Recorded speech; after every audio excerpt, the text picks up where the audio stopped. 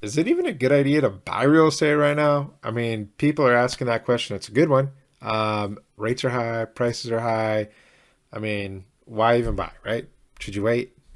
We'll explore that a little bit. I'm going to give you my honest opinion and also share some super good news. So stick around for that and we'll get right to it.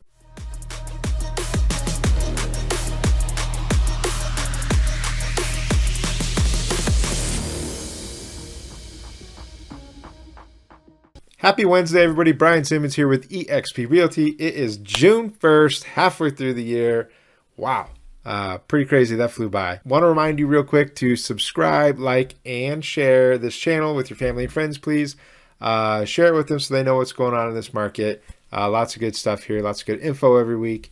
So if they own a home, this is good stuff for them to hear. Let's dive on into the data. As of this morning, June 1st, single-family residential listings between Jackson and Josephine counties, we had 1,012 active listings. That is the first time we've cracked 1,000 in a long time. So we're there, just over 1,000. Okay, 141 new listings hit the market in the last 7 days. 146 price changes, which is another big number.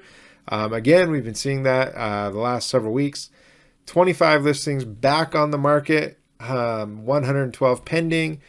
102 closed, and 27 that either were expired, withdrawn, or canceled, which brings us to a total of 9.9 weeks worth of inventory if we were to look at a snapshot of just this 1 week. Okay, first time that we've gotten close to 10. We haven't gone over 10 yet, weeks worth of inventory, but we're close. So still seeing a lot of price changing activity, and I want to kind of explain why that's happening to provide some context, because I think there's some bad information out there about why these price changes are happening, and there's possibly the thought that it's because the housing market's tanking and all this stuff is happening, and that's just not true.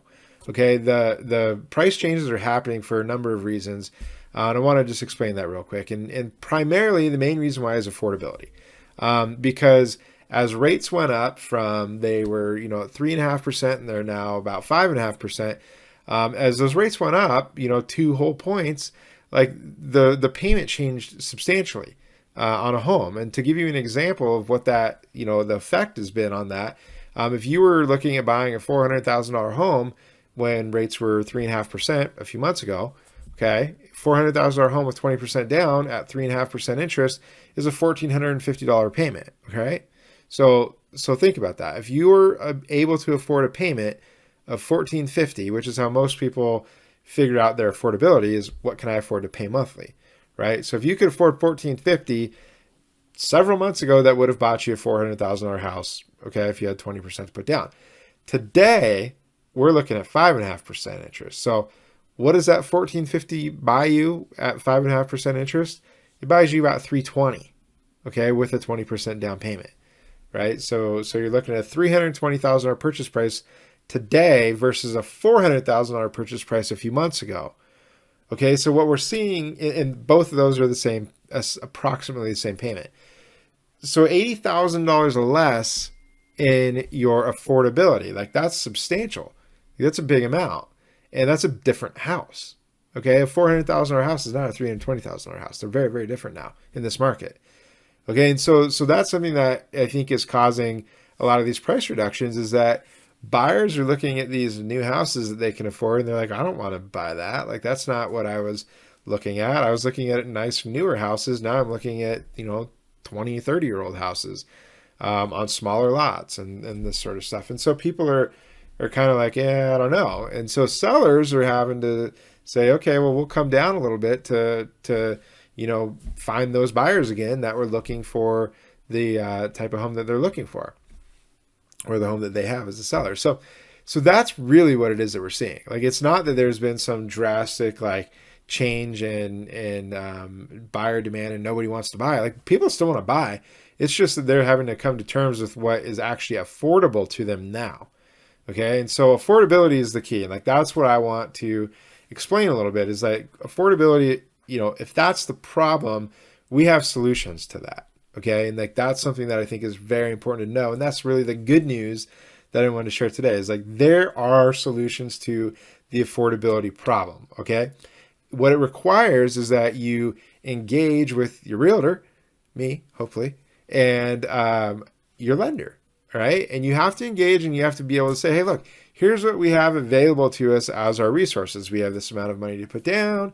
We have this credit. We have this income, whatever the cases are. And there are programs out there to help you with affordability. For example, and not just programs, but also strategies with offers and stuff like that. So like, here's a quick example. If we were to offer $400,000 on a house, or if we were to offer on a house that was listed at 400, we could offer the 400, right? Or we could, and then ask the sellers to provide a $10,000 credit towards your closing costs. So like that's a net to them of 390. Or we could go in and just say, hey, we'll give you 390, right? Like it's the same amount of money really switching hands in terms of the net to the seller. But the effect to you as a buyer is different because you're talking about having $10,000 to apply towards buying down your rate versus just applying it to your principal. And so that's something where you'd want to run the numbers on it and see what makes sense and do that with your lender. But that is a strategy that is available. There's also different loan programs out there like adjustable rate mortgages and different things that are worth considering in a market like this, because if you're of the opinion that a 5.5% rate is drastically high, which I'll tell you, like it is not. It's 5.5 is still a fine rate. Okay, like we should not be freaking out about 5.5%. But I know that it's all about a matter of perspective, and we were just looking at 3.5, so now 5.5 feels crazy. However, okay, just keep in mind, there are programs where you could say, okay, the rate's 5.5 today. I want to use this program where it's going to make my rate 3.5 now, and then 4.5 next year, and then 5.5 from then on. Those types of programs are out there. Okay.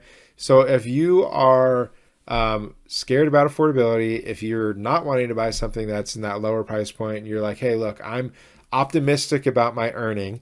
I think that, in my career, I'm going to be able to afford a little bit more of a payment next year and a little bit more of a payment, the year after, then those types of programs are great programs for you. And if you're optimistic that rates are going to come back down, like I am, in a year or two, then these are great programs for you. Like buy the house that you like now before the prices continue to go up, because the prices are not coming down. Like there's some that are coming down because they're just priced too high, frankly, in the beginning. But overall, like I haven't been seeing our average, or the median price come down yet. A whole lot, at least in a sizable amount. We're still going to see gains, year over year, for home values. Like they will go up. So anyways, that's the good news, is that there are ways for us to solve the affordability problem. So keep that in mind. That's really all I have for you today. So hope you enjoy. Please share this information with others who that are looking. Share my information with them. I'm more than happy to help them. Hope you have a great rest of your week. Please remember to like, subscribe, and share this channel, and I will see you next week.